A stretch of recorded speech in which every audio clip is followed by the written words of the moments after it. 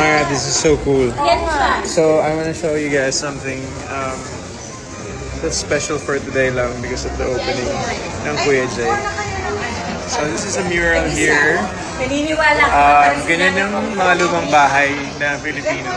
Dati yung 30s and 40s, and even 50s. May mga murals sila sa bahay nila.